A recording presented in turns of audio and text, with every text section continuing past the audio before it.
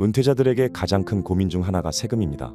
미래에셋 투자와연금센터와 함께 퇴직 후 세금을 아껴 연금을 더 많이 받을 수 있는 방법을 알아봤습니다.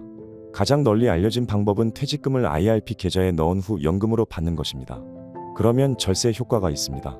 퇴직연금 형태로 퇴직금을 관리하는 회사에서 55살 이전에 퇴직하는 경우에는 퇴직금을 반드시 IRP 계좌로 이체하도록 되어 있습니다. 퇴직연금이 아닌 퇴직금 형태로 관리하는 회사의 퇴직자는 IRP에 넣을지 말지 본인이 선택을 할 수 있습니다. 퇴직자는 이렇게 받은 퇴직금을 목돈으로 찾을 수 있고 연금으로 받을 수도 있습니다. 본인이 선택하는 겁니다. 이 가운데 연금으로 받는 걸 선택하면 세금을 줄일 수 있습니다.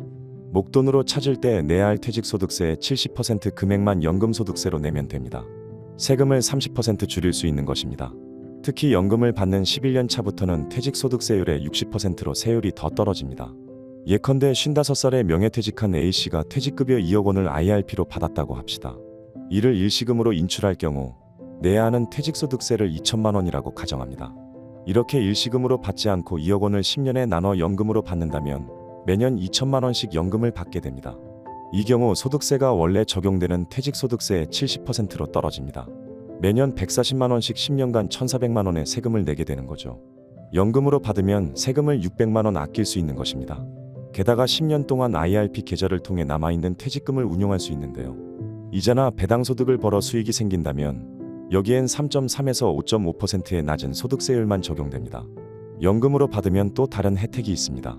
퇴직자는 지역 건강보험료 부담을 줄일 수 있습니다.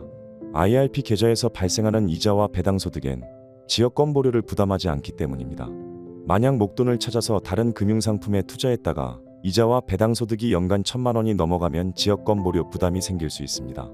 IRP에 넣어두면 그런 걱정은 덜 수 있는 것입니다. IRP 계좌를 통해 예금뿐 아니라 펀드, ETF, 리츠 등 다양한 금융상품에 투자할 수 있습니다. 퇴직금을 꼭 목돈으로 받아야 하는 분도 세금을 아낄 수 있는 방법이 있습니다. 퇴직소득세는 근로기간이 짧을수록 많이 나오게 됩니다. 그런데 퇴직금 중간정산을 하면 중간정산을 한 다음 날부터 퇴직할 때까지가 새 근로기간으로 간주됩니다. 그래서 중간정산 후에 명예퇴직금을 받는 경우엔 세금이 많이 나올 수 있습니다. 사례를 들어보겠습니다.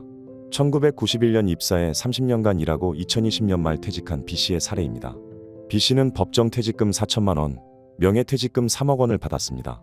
그런데 2013년 말 한 번 중간 정산을 한 상태라 근로기간은 7년밖에 되지 않는 것으로 계산됩니다. 7년을 근무하고 3억 4천만 원의 퇴직금을 받은 것으로 간주되는 것입니다. 그러면 퇴직소득세가 6,824만 원에 이릅니다. 이 경우엔 중간 정산을 할 때 받았던 퇴직금, 퇴직할 때 받은 퇴직금, 명예퇴직금 등을 모두 합산해서 계산하면 세금을 줄일 수 있습니다. 과세당국에 합산 신청을 하면 됩니다. B씨의 경우 합산 요청을 해서 다시 산정했더니 근로기간이 30년으로 늘어났고 내야 할 세금이 3,833만 원으로 40% 넘게 줄었다고 합니다.